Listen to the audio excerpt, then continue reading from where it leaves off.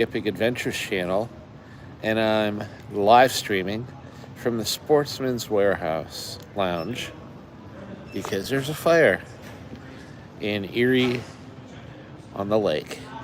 Anyway, it's 33 degrees outside and raining. I did go trout fishing yesterday. By the grace of God, I caught 2 trout. If you check out my shorts, what I do is I tent them. I fillet them. Well, I don't fillet them. I just clean them and put butter in them with lemon juice and pepper.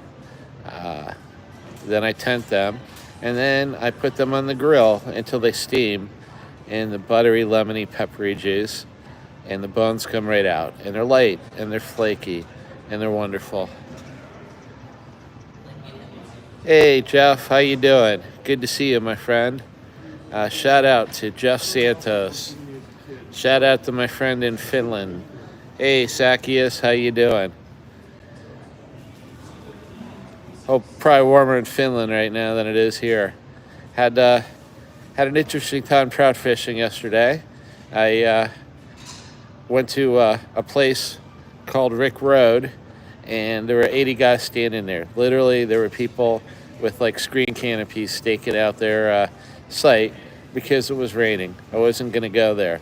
So my plan was to hike about a mile in down the stream where I went last year, where there's some good holes. And here's a good rule of survival. A good rule of survival is if you go 100 yards in the woods, you leave 90% of the people behind. If you go a mile in the woods, you leave about 99% of the people behind. And in a survival situation or any competitive situation, sometimes a lower crowd density is better, let's just say that. Hey, it's the 30-some degrees here, so we're about the same. Anyway, so I hiked about a mile in, and all of the land is now posted private. So that means, oh, you're trespassing, you can't hunt, you can't fish. And I don't think they stocked that part of the stream anymore. So, walked about a mile back, and I'm not going to give up. So I went to this other hole by a bridge, by our interstate, and I saw a little path that nobody was on. They were all in the stream. So I walked down the end of that path right to the end of the where the stream was, and there was a bend that went underneath the bridge in a log. My first cast, check out my short, I get a nice, probably 15-inch native trout. My second cast, I got a little stocky. My third cast, I lost a spinner. If anybody wants to donate $5, the PayPal link's on there. My fourth cast, I lost a spinner. I went home. I grilled them. I ate them. Oh, you went to a fair yesterday. That's cool. Did they have fair food? I'm curious, did they have fair food? What did you eat? Reindeer on a stick? Or a cheeseburger? Anyway, this is the My Camping Adventures channel, and I'm live streaming from the Sportsman's Warehouse Lounge on a Sunday. It's a nice place to be. That isn't at my house because then I'd have to do housework, which I've already done a lot of. And the funny thing is, another good piece of advice in the days that we have is to always be tactically aware. Whenever I go to a restaurant, whenever I go to a theater, I'm always aware where the exits are, and I always have an eye on the exit.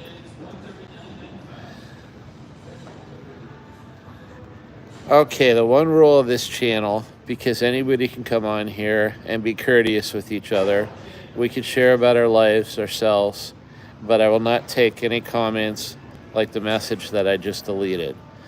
This is your channel. We could talk about survival tips. We could talk about food. We could talk about alcohol. We could talk about each other, where we're from, but we all have interests in common. Hey, shout out to Joel Picard. Joel, if you could subscribe, that would be great.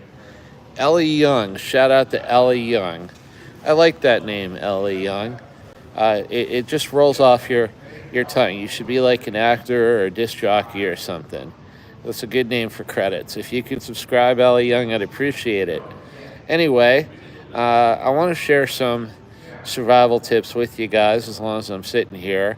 It's prudent in our times to be prepared, okay?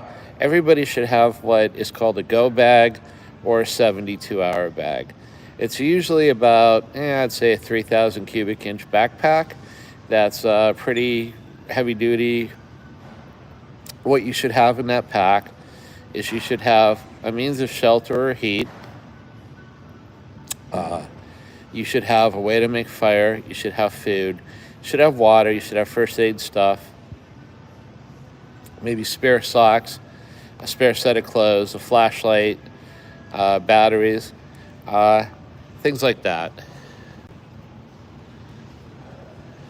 Thank you, Ellie Young. All right, you do that. Ellie Young can multitask. Shout out to Ellie Young. Anyway, when you're putting a go bag together, think about your location, think about your situation. Okay, the one thing I recommend for a go bag is I got a hammock in there. Okay, in my urban travel bag, because I'm always afraid that my wife will strand me anywhere in the middle of nowhere, and I have to be prepared at all times. It's sort of a small joke, but I have an hammock. I have, straps for the hammock that you can hook anywhere. I have a tarp that'll go over the hammock.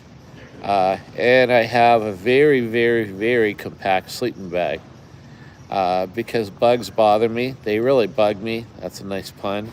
I have, bug net. So I have all that in my go bag. I have a stove in my go bag with a propane cylinder. And it fits in a Stanley cook set. So there you go. I got a way to boil water. I got a way to cook food. I got a way to have shelter.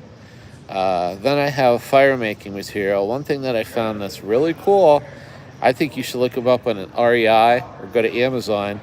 It's called a fire beaner. It's literally a carabiner that you can hook on your pack with a flint striker that you can make fire. I probably have a Bic lighter in there. I probably have at least 3 ways to make fire. I have ways to filter water. I have a Life Straw Go straw. I have a Grail water filtration bottle.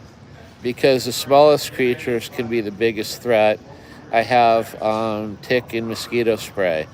I have, this is essential to be if you're over 21 in any survival situation.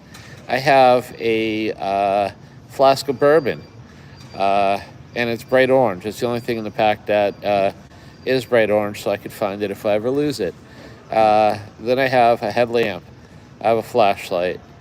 I have first aid materials. I have extra sweatshirt, a rain jacket, and a hat. I have water. I have a way to make more water. I have snacking food, like Pop-Tarts and granola, things like that. And I also have toiletries. So basically, in a nutshell, I have a 72, I don't have a spare pair of eyeglasses since I do wear contacts and contact lens cleaning solutions. So in essence, I have a 72-hour go bag ready to go, which works equally well if I go on a day trip with my wife or I have to leave the house fast.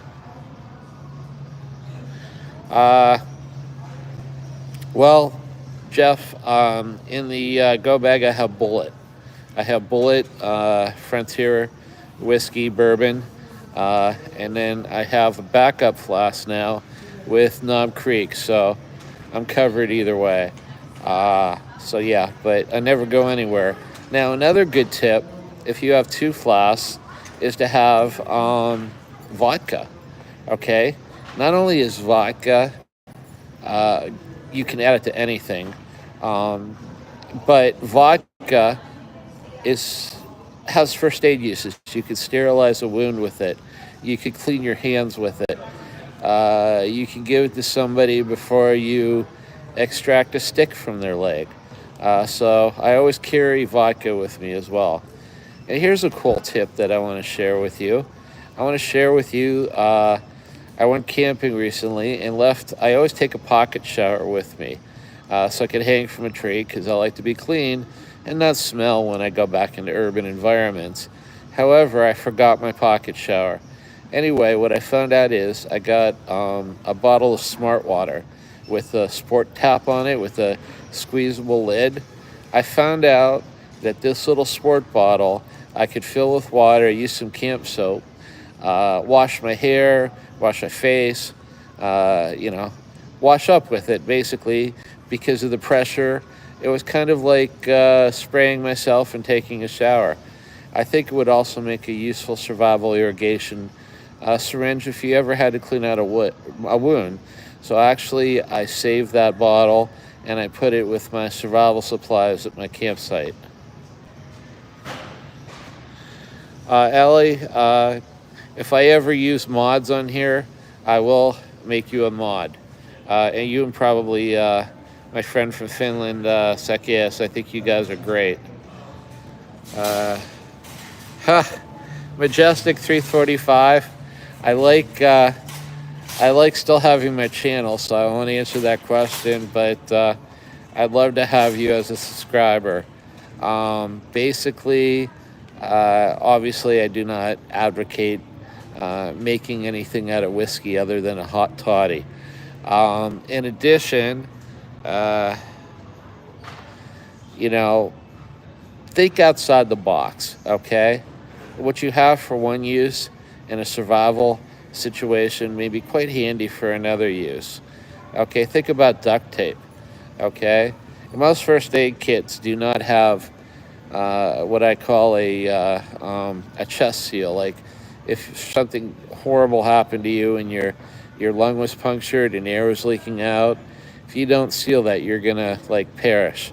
So basically, they sell online these things called chest seals, which are taped on three sides and they're plastic. And basically, you put that over the wound, and it creates kind of like a breathing type thing that is open on one side, but it eases the pain and it allows you to stay alive until you get medical attention. But you may not have one. So think outside the box. You can cut a square strip out of a Mylar space blanket. You can tape it on three sides with duct tape, put that on your chest, and you got a chest seal. So oftentimes you're not going to have what you need, and you need to think outside the box. Another thing that I want to talk about is everyday carry. Okay, and a tourniquet, correct. Everyday carry. My wife thinks I'm crazy. Well, for a lot of reasons. I'm a guy. I go camping in the middle of the woods by myself. And after 28 plus years of marriage, I still question her when I think she may be wrong about something. So I obviously haven't learned. But I digress. Other than that, she feeds me. We manage to take care of a son that's now in college. And we each cover our bases. So, she lets me go camping and she goes and plays bingo, and I even join her sometimes. So, all's good. But anyway, what I was trying to say is everyday carry. She asked why I have so much stuff in my pockets and why my pockets bulge out all the time. Well, I strongly believe in something called everyday carry. And believe me, whenever they need something I have in one of my pockets, they don't complain. I think you should carry legally an everyday carry knife, whether it's like a SOG Flash 2 or a Gerber pear frame, something that's legal, but that, there's an old saying, a knifeless man is a lifeless man. You should carry a flashlight. This is kind of funny, but have you ever walked into a men's room and you close the door thinking the light's going to come on by itself and it doesn't, and you're standing there in a single person men's room by yourself in the total darkness and you have no idea where the light switch is? Let me tell you, that mini mag solitaire that I have in my pocket all the time comes in real handy at that point in time. I would carry a way to make fire on me. I would carry hand sanitizer. I carry cherry chapstick. The reason I carry cherry chapstick and hand sanitizer, other than obvious reasons, is because I was actually out in the woods one time and I couldn't get a fire going. Had the tinder, had a lighter, had a sparker. I could not get that fire going. Okay, you know what? Little piece of cherry chopstick with some hand sanitizer on it right in the middle of that tinder ball, lit with a Bic lighter or a Flint sparker, you got the fire going. I carry, obviously, a wallet. In that wallet, I just put a tick card in there to pick ticks off me and magnify and identify them because, honestly, after last June or July, I figure that's probably a bigger threat to me than a bear again. The other thing I have in there is an emergency bottle opener. I think every man needs an emergency bottle opener, so I have an emergency bottle opener in there. Hey, Ellie. Yes. Zacchaeus, I have like 1, 2, 3 of those. One I really got to wash because you got to wash them. I got to hand wash it and I'm lazy. Been wearing it for like 3 years. It's getting kind of there. But yeah, the other things that I carry with me, if I have my 6-pocket pants, is I carry a buff. A buff you can do almost anything with, from a neck gaiter to a bandage, to a head wrap, to an extra layer of insulation around your face, to a face mask if there's a fire. I carry a small pocket first aid kit. I carry a regular face mask just for, again, fire allergies, things like that. I carry cheaters because I just turned 59. I can't see crap without cheaters. I carry a pen because I was sick of being in situations. I got a space pen. It's the kind that folds in itself. I carry a small multi-pocket tool and back up to my knife. I carry a lighter, a stormproof lighter, and I carry a way to sharpen my knife. I actually added a little pocket water filtration device, and I carry a packet of gel GU with me to give me some energy if I need it in an emergency situation. So that's kind of my everyday carry that's kind of evolved over time. Oh yeah, and I just put 10 Advil and a little carry case in there as well. So basically, everyday carry in a go bag with 72 hours of supplies are something that I recommend everybody on this channel work towards. Add it to your camping prep, add it to this and that, because at one point in time you're going to need that. When you have that first aid kit and you actually need it, you have it. Well, to be honest with you, when you have that bourbon, you need it, and you actually have it.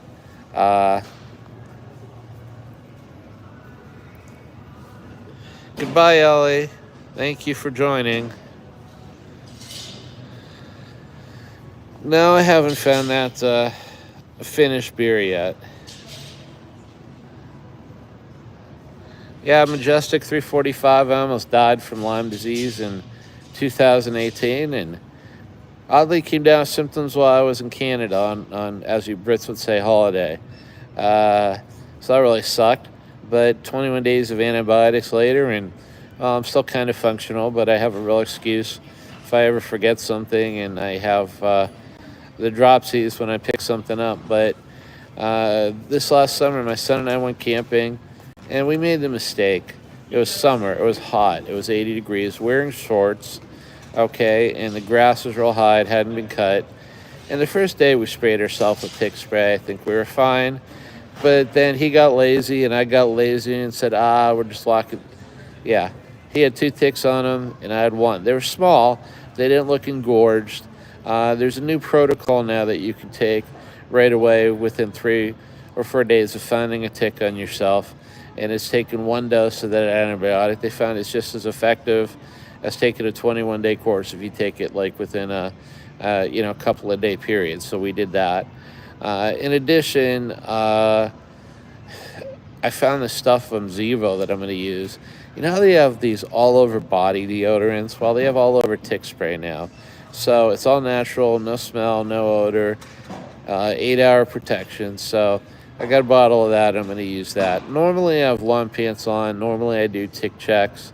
And I haven't found too many, to be honest with you, on my pants or anywhere else. But here's another expert tip. black light, UV light. You can get an Nebo black UV light at Sportsman's Warehouse for $14.99, and the blue light will detect the ticks on you. So a new part of my post-trip protocol is gonna have my wife do the blue light special on me. So anyway, shit can hit the fan at any time. Okay, these are my recommendations to you. I care about you guys. I care about all my subscribers. And have some kit on hand for 72 hours. Guys, do some everyday carry. Women do everyday carry. They just don't tell you. It's called a purse. Anyway, this is the My Camping Adventures channel. Please like, click, share, subscribe, and God bless you.